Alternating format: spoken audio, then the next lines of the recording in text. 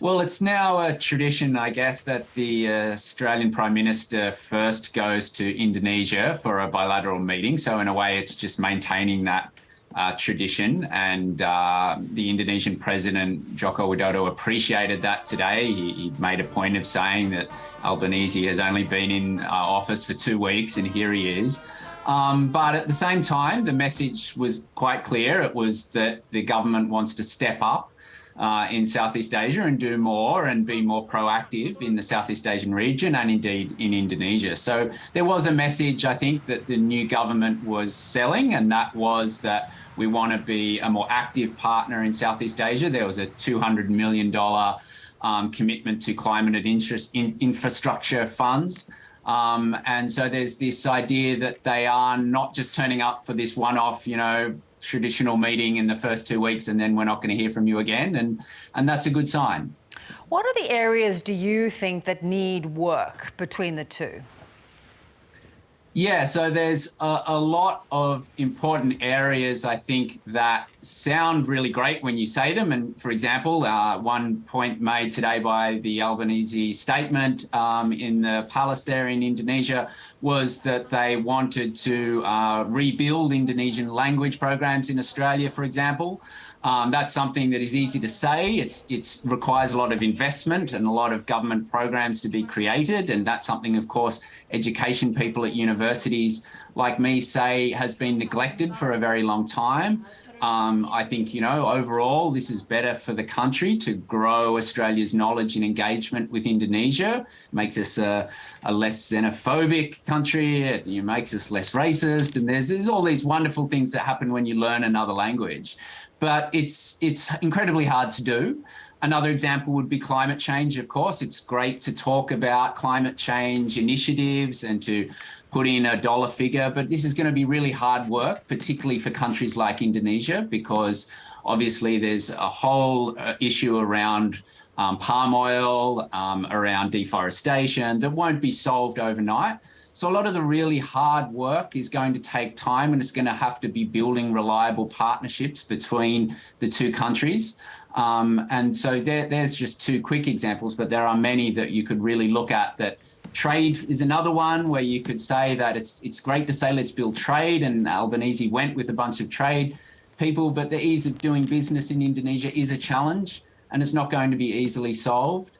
And so Indonesia needs to reduce bureaucracy for business and for tourists and for travel. And indeed, Australia needs to make it easier for Indonesians to get to Australia around visas and issues like that. So there's actually a hell of a lot of work to do. But so far they're saying the right things. Yeah. Let's look at the other side, if you will. It would seem under Joko Widodo's presidency, it's been a very internally focused president. Is that necessarily going to change in the remaining years that he's in office?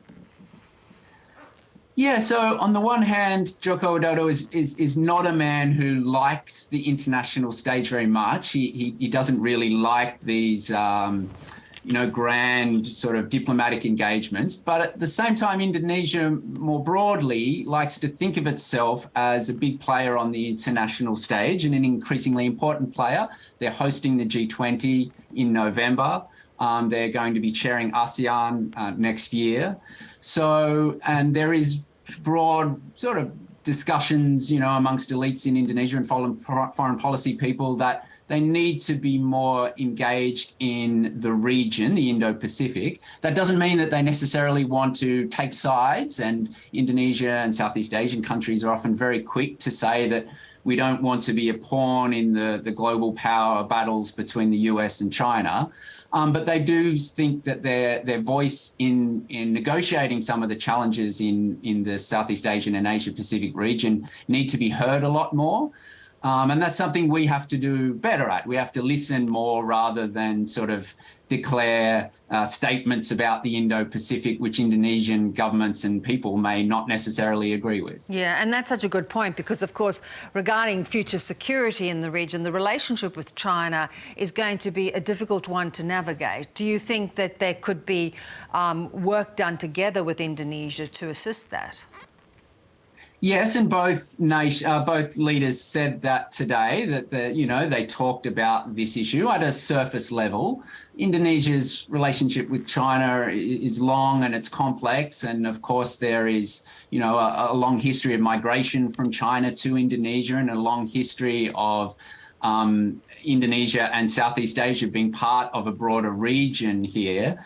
So at the same time, while we've got this challenge of this rising assertive China, we've also got domestic issues that Indonesian presidents and other Southeast Asian leaders have to deal with, which is domestic pressures around China and money and migration. So it's actually a very complex thing, and we can't put countries into boxes around being pro-China or anti-China. And I think the Australian government does understand that, and will have to really continue to understand that as we make these more challenges to be overcome in our region. Yeah. Ross, you've been monitoring Indonesian media. What's been the response to the election of Anthony Albanese? Yeah, so, I mean, there have been reports that Anthony Albanese wants to strengthen the relationship, that there's a revitalisation of the relationship. So largely positive. But it is worth saying that overall, the Indonesian media doesn't pay too much attention to Australia. And that's something we should remind ourselves, right? I mean, there's no Indonesian correspondent in Australia to report on the election change. Indonesia tends to largely ignore domestic issues in Australia.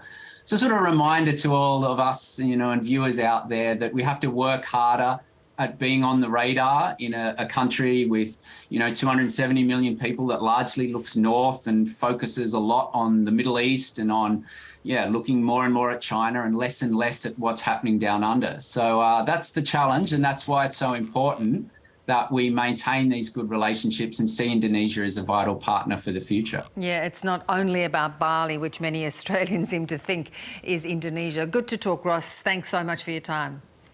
Thanks, Beth.